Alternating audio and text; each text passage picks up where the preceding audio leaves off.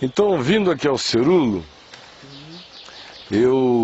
meu pai conheceu em 70, eu conheci pessoalmente no início de 80, depois estive com ele em alguns ambientes algumas vezes. Todas as vezes que nos Estados Unidos fui convidado para pregar dividindo algum púlpito com ele, eu não aceitei jamais, e houve muitas ocasiões. Até que o Custódio Rangel, da Donep, começou a trazê-lo aqui para o Brasil no início da década de 90. Embora ele já estivesse vindo aqui desde 85, mais ou menos. O pessoal dele que trabalhava com ele aqui sabia que eu tinha aquele programa chamado Vindisat, que colocava as antenas parabólicas nos templos, e a gente tinha aquelas aulas todas as segundas-feiras que durou anos. Aí eles foram lá na Vind dizer que o Cerulo estava vindo e que ele queria usar a mesma tecnologia de satélites. Aí propuseram que eu cedesse a ele as centenas de antenas que a gente tinha naquele tempo, as antenas de 3 metros, enormes, que estavam nos templos de centenas de igrejas sérias, naquele tempo ainda existia isso, no Brasil, e havia no mínimo 20, 30, 40, 50 mil alunos simultâneos toda segunda-feira estudando a palavra com a apostila. Eles queriam aquilo tudo que eu emprestasse para o Cerulo fazer. Eu falei, você me desculpa, não é mesquinharia, eu não sou mesquinho. Se fosse alguém pregando o Evangelho, eu não só emprestava, eu dava tudo que pudesse e ainda estimulava. Mas o Cerulo deixou de pregar o Evangelho faz tempo. Então, sinceramente, você está me pedindo uma coisa equivalente a deixa o Turcão, o bicheiro do Rio, usar o seu sistema de comunicação para rodar o bicho. É mais ou menos a mesma coisa. O meu coração repudia do mesmo modo, talvez até mais, porque o Turcão só está fazendo o jogo do bicho, o outro cara está fazendo do Evangelho. Dele, né? E o outro está fazendo do Evangelho um zoológico de víboras e de coisas assim. Então eu disse não. Aí eles puseram umas antenas por aí, fizeram essas coisas.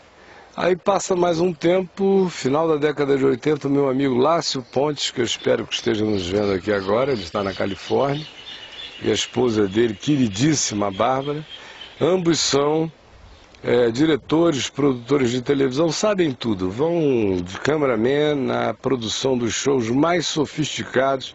Eles já vinham fazendo shows industriais de apresentação de produto com tanta técnica na América que se tornaram dos melhores. Eu já os vejo usando holograma em shows de tecnologia há anos, eles são caras da pesada. Aí eles estavam de férias no Brasil, porque ele é brasileiro, era americano. E alguém sabendo que eles são tão bons, estavam aí, os contrataram para fazer direção de um desses cultos, cruzadas, campanhas do Cerulo aqui, final da década de 80. Aí eles foram, sabiam assim do Cerulo, mas não tanto. E ela, inclusive, filha do vice-presidente da organização Billy Graham. E todo mundo evangélico com o qual eles tinham trabalhado na América era o mundo considerado sério. O pessoal do lado do Billy. E aí foram. Quando chegaram lá foi chocante, porque eles chegaram cedo para preparar a iluminação, o ambiente, posicionar as câmeras, ajuste, cor, temperatura de cor, tudo aquilo que precisa horas antes para as câmeras estarem alinhadas, luz bem feita, som passado, tudo certo. De repente, 1 hora antes de começar o evento, começam a chegar dezenas de cadeiras de rodas novinhas, empurradas por um pessoal, e o diretor da cruzada dizendo, essa fica ali, aquela ali, bota um X no chão, bota ali em cima, tal, ajusta a luz, o canhão. Ajustaram tudo, aí depois chegou aquela horda de paralíticos andando. Eram os caras que tinham sido contratados para serem curados na hora do show. Aí ficaram lá.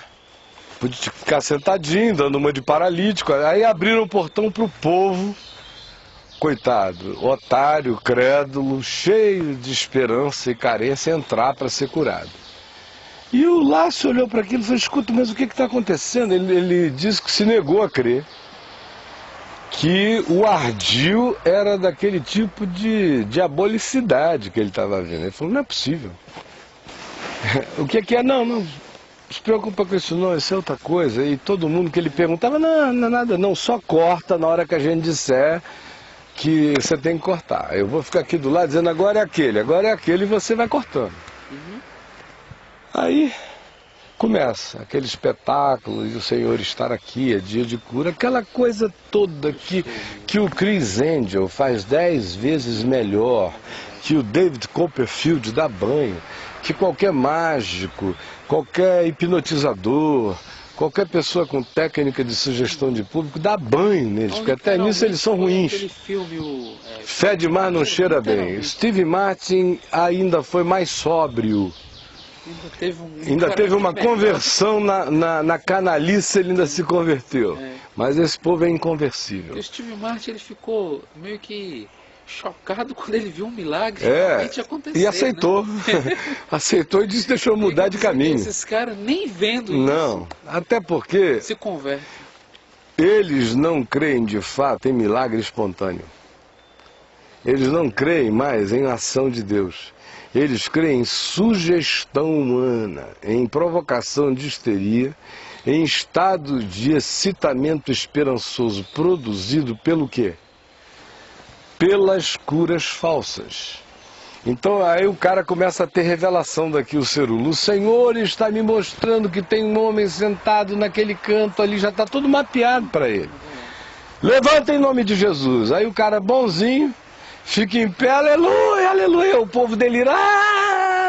Aí ele começa a apontar todas as curas, dizendo que é o Espírito Santo que está revelando onde as pessoas estão. Aí todos os bons ficam em pé e curados. Aí começa a hora dos doentes. Você agora, se tiver fé, ficará curado.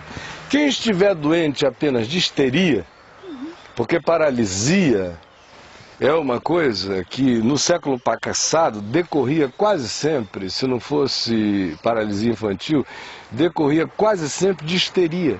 Um dos sintomas de histeria que se incrua é gerar alguma paralisia, especialmente em mulheres, paralisia nas pernas.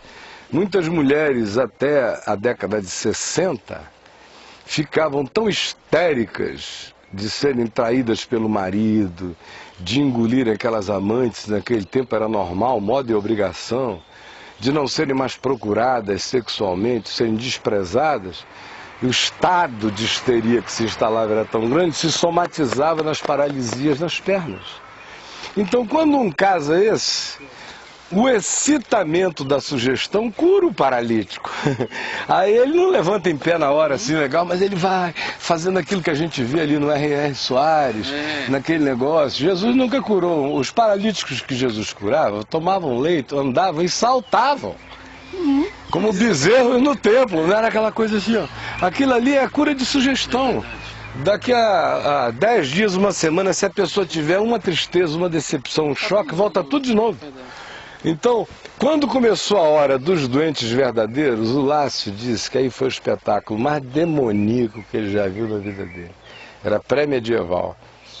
Eram aquelas velhinhas tentando se levantar na cadeira em nome de Jesus e rebolando pela arquibancada. Foi um negócio tão horroroso que a mulher dele... Eu um show desse na Assembleia de Deus, um suposto missionário vindo de Goiânia. Eu lembrei aqui do... Então, olha só, ele tinha uma senhora de 60, 60 anos na cadeira de roda. E meu pai era pastor nessa época lá na Assembleia de Deus. E eu, pequeno, menino, estava lá e acompanhando aquilo, fiquei um pouco chocado de ver ele forçar a mulher a se levantar. Então ele falava, a senhora vai ter que ser curada agora, em nome de Jesus, e fazia aquele espetáculo todo. E aí ele pegou a mão, pela mão da mulher e a senhora a fez levantar. E a fez caminhar com ele segurando ela. E o final da história é que ela voltou para a cadeira porque ela não conseguiu. E ele considerou que tinha havido uma cura, mas que ela deveria continuar acreditando para que o milagre se concretizasse.